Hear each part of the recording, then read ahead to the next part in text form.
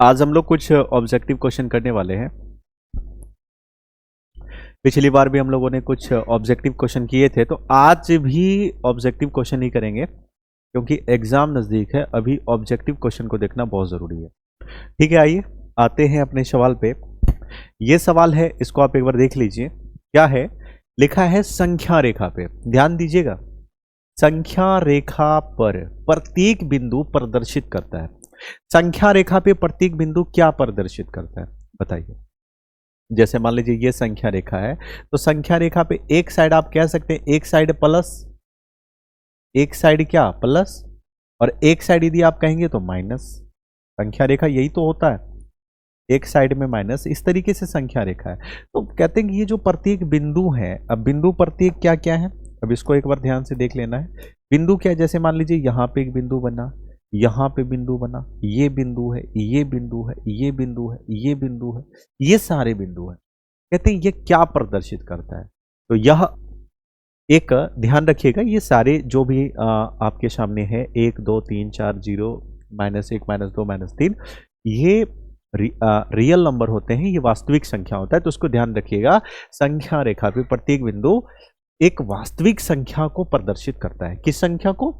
वास्तविक संख्या को प्रदर्शित करता है। इसको विशेष रूप से आप देखेंगे। ठीक है, चलिए बढ़ते हैं, अगला सवाल करते हैं। अगला सवाल ये है, अगला सवाल ये आपके सामने मैंने लिख दिया है, इसको आप देखिए एक बार। थोड़ा सा रात में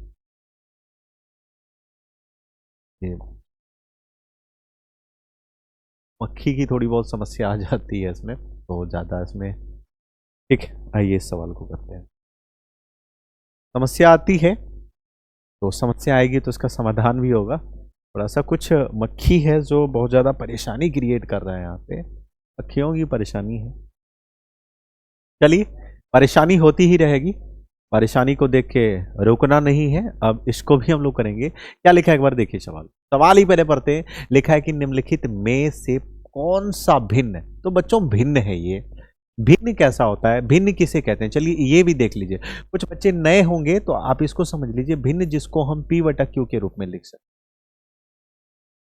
हैं, P/Q के रूप में लिख सकते हैं, वो परमेय संख्या भी आप कह सकते हैं। भिन्न भी है क्योंकि भिन्न को हम ऊपर वाले को अंश कहते हैं और नीचे वाले को हर कहते हैं। मतलब जिसमें अंश हर हो, P/Q के रूप में हो, उसी को परमेय संख्या कहते हैं। तो कुल मिला के ये जो चार ऑप्शन आप देख रहे हैं, ये चार ऑप्शन में ये सारे ऑप्शन परमेय संख्या। कौन सी संख्या है?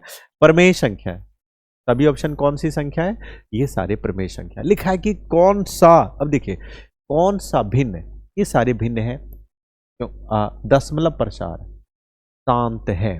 बच्चों शांत के विषय में बता दूं, शांत तभी होगा जब वो P/2 पे घात m गुणा 5 पे घात n के रूप का होगा। जब इस रूप का होगा तभी हम उसको शांत कह सकते हैं। चलिए आइए अब इसको करेंगे बाय ऑप्शन।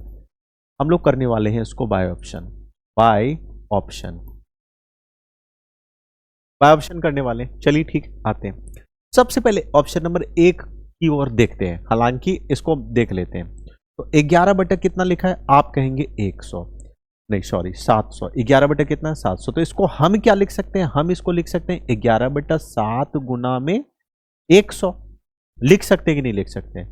और 100 को क्या लिख सकते हैं? एक बार फिर मैं यहां करा देता हूं। 11/7 गुना, अब 100 को हम क्या लिख सकते हैं? इसको हम लिख सकते हैं 4 गुना में 25। लिख ही सकते हैं?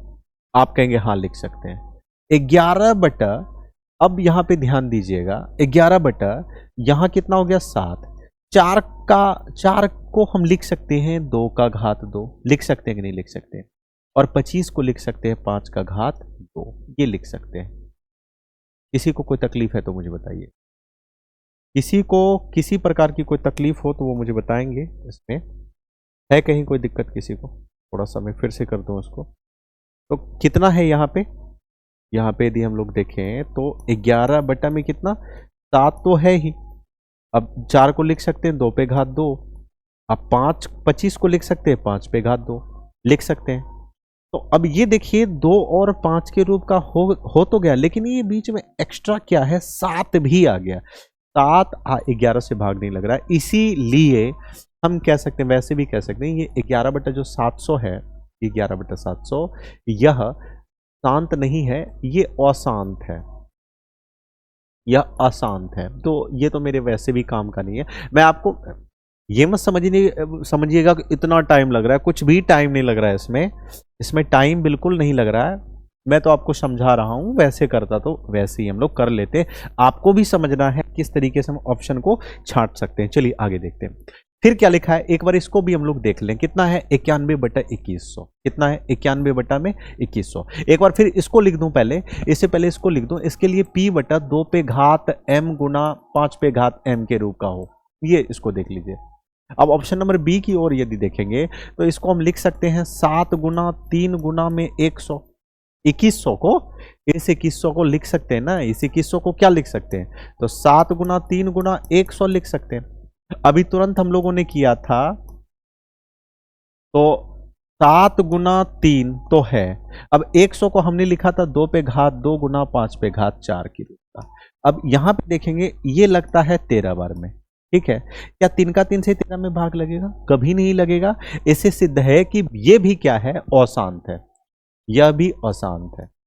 चेक करके बता रहा हूं एक बार और फिर सी नंबर का देख लेते हैं। सी नंबर में क्या है, आप यहां पे देखिए, थोड़ा सा यहां पे ऑप्शन मिस है बच्चों। यहां पे ऐसा करिए, यहां पे हम लोग लिख लेते हैं 323, 343 लिख लेते हैं। थोड़ा सा ऑप्शन मिस है यहां पे, तो देख लीजिएगा 343 है, तो 300 कितना है, 43 है, ठीक है। और ऊपर में 2 पे घात कितना है, 3, 5 पे घात कितना है, 3, और 7 पे घात कितना है, 3, ये भी नीचे है। आप ध्यान से देखेंगे 7 का जो घात 3 है, तो 7 गुना में 7 होगा कि नहीं होगा, हाँ होगा। 7 49 गुना में कितना, 7, तो 9 7 63 के 3 हाथ में क्या रहा, 6, 7 के 28, 2 30 4 34, कितना हुआ 343। तो बच्चों ये 7 का घात 3 और 343 ये तो कट गया। तो अब हमारा, अब नीचे आप देखेंगे, नीचे यदि देखेंगे सिर्फ 2 पे घात 3 और 5 पे घात 3 ये बचा, सिर्फ 2 और 5 का खेल चल रहा है। इससे सिद्ध है कि यह शांत है, या क्या है, शांत है। तो ये ऑप्शन नंबर हमारा सी, ये राइट आंसर हो। तो इस तरीके से हम प्रत्येक क्वेश्चन को वेरीफाई कर सकते हैं, हर एक क्वेश्चन को देख सकते हैं। चलिए इसी की बात पे अगला सवाल करते हैं। क्या लिखा है ये देखिए, इस सवाल को हम लोग करेंगे। क्या है इस सवाल में, इस सवाल को हम लोग करने वाले हैं, एक बार इसको देख लेते हैं। देखिए सवाल क्या कह रहा है। सवाल है कि सबसे छोटी पूर्ण वर्ग संख्या जो 16 से 20 से 24 से भाग लग जाए। तो सबसे छोटी पूर्ण वर्ग संख्या, ये देखना है कि सबसे छोटी, देखिए सबसे छोटी कौन सी संख्या, पूर्ण वर्ग। पूर्ण वर्ग कैसे कहते हैं, पूर्ण वर्ग उसे कहते हैं जिसका वर्गमूल हो जाए। तो 240 का वर्गमूल होता ही नहीं, इसको तो वैसे ही छांट लीजिए। 2400 का वर्गमूल होता ही नहीं, इसको वैसे ही छांट लीजिए। अब हमारे पास दो संख्या है जिसका वर्गमूल होता है, एक तो 1600, एक 3600। सबका वर्गमूल होता है 1600 का आप वर्गमूल निकालेंगे तो आपका हो जाएगा 40, और यदि 3600 का वर्गमूल निकालेंगे तो इसका हो जाएगा 60, ये वर्गमूल हो जाएगा। तो इन दो का तो वर्गमूल होता है। अब बात ये आई, जब इन दोनों का वर्गमूल होता है तो ये लिखा है कि सबसे छोटी पूर्ण संख्या जो 16 से 20 से 24 से प्रत्येक से भाग लग जाती है। तो छोटी क्या, आप कहेंगे सर 1600 छोटी, पहले इसी से देख लेते हैं। तो 1600 में कहने का भाव ये है कि 20 से भी भाग लग जाए, 16 से भी भाग लग जाए और 24 से भी भाग लग जाए। 16 से तो भाग लग रहा है, कितनी बार में, 16, 200 बार में, ठीक है। 16 से लग गया, क्या 20 से भी लगा, हाँ लग तो गया, कितनी बार में, 80 बार में। क्या 24 से भाग लगता है, चलिए फटाफट लगा के देख लेते हैं। 1600 बटा में कितना, 24 है। 8 से लगाते हैं तो 8 दूनी 16, 8 तिया 24। क्या 3 से 200 में भाग लगता है, कभी नहीं लगेगा, इसीलिए ये 1600 रिजेक्टेड है। तो 3600 को हम चेक ही नहीं करेंगे, डायरेक्ट यही आंसर 3600 हमारा राइट आंसर। जब बेशक आप चाहें तो चेक कर लीजिए, 3600 16 से भी भाग लगेगा, 20 से भी लगेगा, 24 से भी लगेगा, सबसे भाग लगने वाला है। तो आप इसको देख लीजिए एक बार, ठीक है। अगला सवाल करते हैं, चलिए फटाफट करते हैं इस सवाल को। इस सवाल को हम तेजी में करते हैं कि क्या सवाल है, बहुत ही मजेदार होने वाला है आज ये सवाल है। चलिए करते हैं इसको। क्या लिखा है कि दो संख्याओं का, क्या लिखा है, दो संख्याओं का लघुत्तम समावर्त्य इनके महत्तम समावर्त से, महत्तम समावर्त से क्या लिखा है एक बार यहां देखिएगा, दो संख्याओं का जो लघुत्तम है, दो संख्याओं का क्या है, लघुत्तम, ठीक है, लघुत्तम, इसके महत्तम से, महत्तम से या महत्तम का 14 गुना है। तो दो संख्याएं हैं, हम मान लेते हैं एक संख्या a है, एक संख्या b है, ठीक है, दो संख्या होगी, एक संख्या को a मान लेते हैं, एक संख्या को b मान लेते हैं। फिर क्या लिखा है, इसका जो लघुत्तम है बच्चों, लघुत्तम को हम लिख सकते हैं एलसीएम, ठीक है, अब महत्तम को लिख सकते हैं एचसीएफ, आराम से लिखेंगे। अब पढ़ते हैं सवाल को, क्या लिखा है कि इसका जो लघुत्तम है, ये लघुत्तम महत्तम का 14 गुना है, महत्तम का 14 गुना है। तो महत्तम यदि मान लीजिए बच्चों हमने x माना, तो इसका महत्तम का 14 गुना मतलब इसी का 14 गुना क्या है, एलसीएम है। तो एलसीएम कितना हो जाएगा, 14x हो जाएगा, ठीक है। फिर क्या, आगे बढ़ते हैं, फिर लिखा है कि लघुत्तम तथा महत्तम का जोड़ 600 है, इन दोनों का जो जोड़ है वह कितना है, आप कहेंगे 600 है। चलिए ठीक है, करते हैं फटाफट। तो 1400 100 मिलके कितना हो जाएगा, 1500, और यह 60 कितने बार में भाग लग रहा है, 15 चौकी 60, 40 बार में भाग लग रहा है। तो x का मान बच्चों कितना आया, 40 आया। x का मान कितना आया, x का मान आया 40, x का मान हमारे पास 40 आ रहा है। चलिए इसको करते हैं। तो यहां पे अब एचसीएफ कितना हो गया, मैं यहां पे लिख रहा हूं 40, और एलसीएम कितना हो गया, इससे भी कितना गुना ज्यादा, 14 गुना ज्यादा। तो 14 चौकी कितना हो जाएगा, अब देख लेते हैं। 14 14, 14 28, 14 42, 14 चौकी 56, 14 चौकी 56, तो गुना करेंगे तो कितना हो गया, 14 चौकी 56 और 0 कितना हो गया, 560। 14 गुना यदि 4 करते हैं तो कितना हो गया, 560 हो गया। अब फिर क्या कह रहा है, इसको देखेंगे ध्यान से। फिर क्या लिखा है, अब देखिए, यदि एक संख्या 280 है, तो अब हमारे पास जो फाइनली सूत्र होता है a गुना b बराबर HCF गुना में LCM होता है, ये हमारे पास होता है। तो a का मान कितना, ये देख लीजिए, तो कहा है कि एक संख्या 280, तो a की जगह पे ऐसा करते हैं ना, 280 मान लिख लेते हैं। अब b को b ही रहने देते हैं, क्यों, क्योंकि कह रहा है कि दूसरी संख्या बताइए, तो इसको b ही रहने देते हैं। HCF तो हमने निकाला है, कितना है, 40 गुना एलसीएम कितना है, आप कहेंगे 560 है। तो यहां पे हम लोग 560 लिख ही लेते हैं। कितने बार में कटेगा, अब देखिए 0 से 0 कटा, 28 दूनी 56 दो बार में, और b बराबर 40 दूनी 80। तो b का मान बच्चों कितना आया, 80। दूसरी संख्या कितनी है, 80, दूसरी संख्या 80 है। बहुत ही मजेदार सवाल था। चलिए इसी बात पे हम अगला सवाल करते हैं। ये क्या है, इसको देखते हैं। चलिए इसको देखते हैं। ये सवाल है, बहुत ही मजेदार सवाल है बच्चों। ये मैंने ये क्वेश्चन बैंक का सवाल है, इसको आप बहुत ही ध्यान से देखें। लिखा है कि संख्या, बच्चों याद रखें, यहाँ पे जो है ना, ये यहाँ पे थोड़ा सा मिस टाइप हो गया है, रेकरिंग है।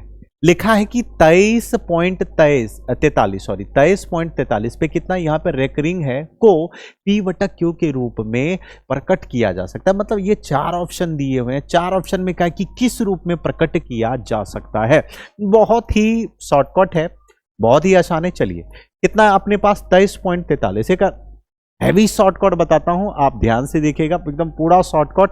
इसको करते हैं, कैसे करेंगे, अब ये देख लीजिए आप, बहुत ही आसान है। पहले ये देखिए कि कितने पे रेकरिंग है, पॉइंट के बाद, पॉइंट को ध्यान रखिएगा, पॉइंट के बाद हमें देखना है, पॉइंट के बाद कितने पे रेकरिंग है। आप कहेंगे सर 2 अंक पे रेकरिंग है, 2 संख्या पे, तो नीचे दीजिए 99, 2 9 दीजिए।